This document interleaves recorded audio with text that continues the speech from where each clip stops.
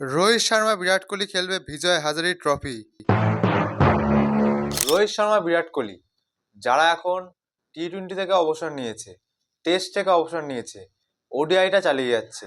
ওডিআইতে number one batsman Rohit Sharma, সেকেন্ডে রয়েছে বিরাট কোহলি।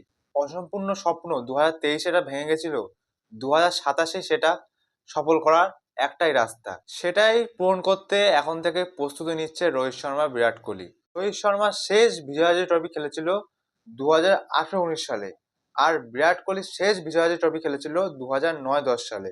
অনেকটাই লং গ্যাপ, তারপর আবার কামব্যাক হতে চলেছে বিজয় হাজারিতে বিরাট কোহলি, রোহিত শর্মার। এবার যখন রোহিত শর্মা বিরাট কোহলি রান জিতে গেল, তখন কিন্তু স্টেডিয়াম পুরো ভরে গেছিল।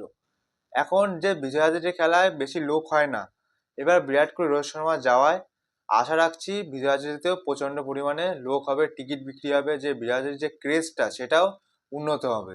যারা যারা নতুন বাচ্চারা খেলছে তারা অনেক কিছু শিখতে পারবে এই দুজন মহান ব্যাটসম্যানের থেকে। অস্ট্রেলিয়ার যেমন মিচেল স্টার্ক আছে, প্যাট কামিন্স, ইংল্যান্ডের জো রুট, বেন স্টোক, এরাও কিন্তু ডোমেস্টিক খেলে। যখন এমনি ইন্টারন্যাশনাল ম্যাচ হয় না, তখন কিন্তু এরা বসে থাকে না, এরাও খেলছে, সেই জন্য ওদের ফর্মটাও থাকে। কিন্তু বিরাট কোহলি, রোহিত শর্মা দুজন প্লেয়ার প্রথমে তারা এরকম খেলতো না, কিন্তু গৌতম গম্ভীর আন্ডারে চাপের জন্য তারা এখন ডোমেস্টিক, রাঞ্জি, বিজয় হাজারে এরকম ট্রফি খেলছে। তাহলে একটা প্লেয়ার যদি অনেকদিন ধরে বসে থাকে তাহলে তার ফর্মটা ডাউন চলে যাবে। যদি কন্টিনিউয়াস প্লেয়ারটা খেলতে থাকে তাহলে ফর্মটা বজায় থাকবে। বিরাট কোহলিকে দেখা যাবে দিল্লির হয়ে খেলতে, আর রোহিত শর্মাকে দেখা যাবে মুম্বাইয়ের হয়ে খেলতে। এই 24 তারিখে দিল্লির খেলা আছে, বিরাট কোহলিকে সেখানেই দেখা যাবে।